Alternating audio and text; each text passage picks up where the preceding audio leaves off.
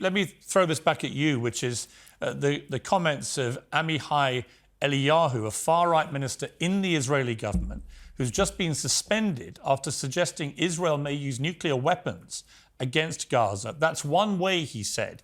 That's an option. He also said there are no non-combatants in Gaza and the Palestinians should move to Ireland or the desert. Those are incredibly incendiary and inflammatory remarks. And if you're a Palestinian or if you're an Arab and you hear a member of Israel's government talking about nuking Gaza, then you think that there is a callous disregard for human life in Gaza, don't you? So that's words of rubbish by someone who has no authority, no knowledge, and no involvement in the real decision-making process. It is very regrettable, and Prime Minister Netanyahu immediately denied it and took action towards this minister and called him now to a call where he's going to explain to him how wrong he is. It is absolutely absurd, and nobody really gives any importance to these words of rubbish.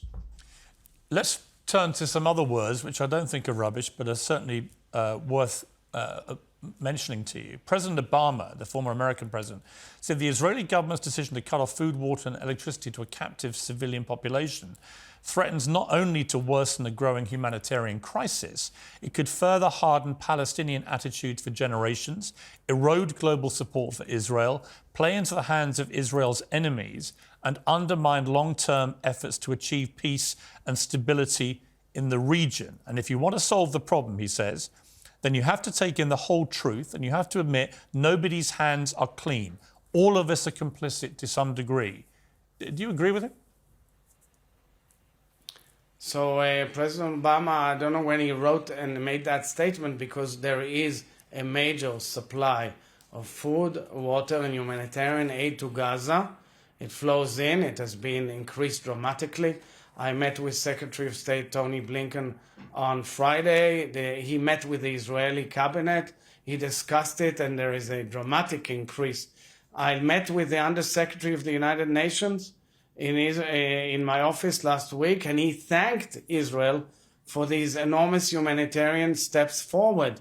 So I think the situation which we monitor on an hourly basis is much more reasonable than you depict it. And yes, I don't shy away from the pains and sufferings of many people, but at the end of it all, let's understand the situation. You cannot enable the Israeli nation, which is in shelters, to return to the same reality which was before the 7th of October. We cannot. First of all, people deserve to go back to their homes. Why would they go to their homes if they know their neighbors want to swallow them again with atrocious terror? I agree with that, Mr. President.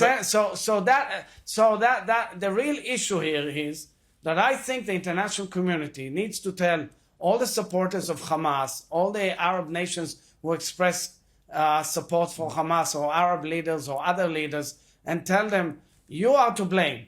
You are to blame because you're enabling this evil regime to come back again, rather than removing the evil regime finally and enabling a rebuilding of a decent life for the Palestinian people. But you talk about the fact that Israeli people want to go back to their homes, and of course they do. And absolutely their safety was removed from them. The depravity of October the 7th has caused huge trauma to not just people in Israel, but Jewish people around the world. I completely get that.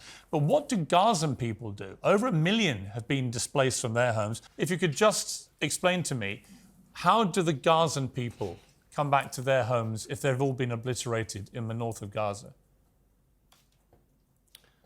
They will be able to rebuild their homes like in the past. It's not the first time that they were under war, unfortunately. It's extremely tragic.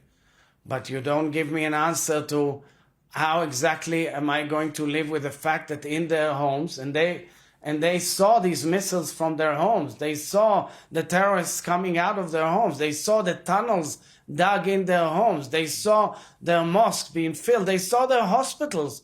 The hospitals which were financed by so many countries, including EU countries and other countries, become the center of command of this terror attack, this terrorist organization, meaning giving no hope to them, to their children and grandchildren.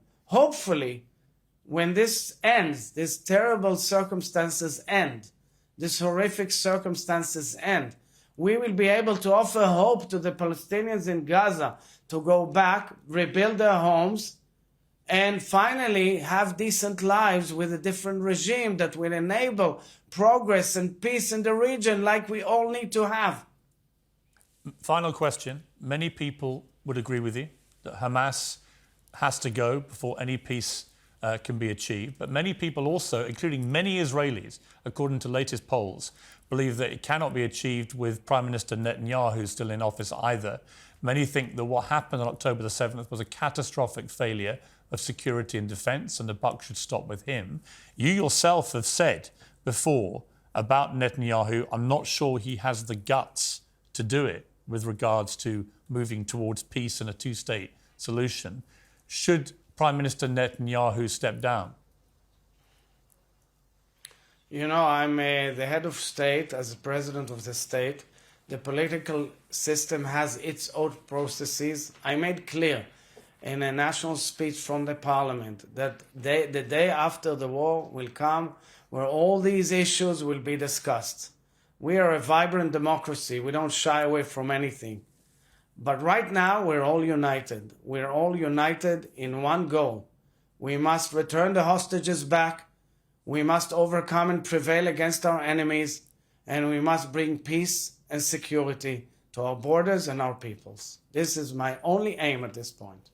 Mr. President, I really appreciate you giving me so much time, more than you planned to, and I acknowledge that and I appreciate it. And thank you very much indeed for joining me today.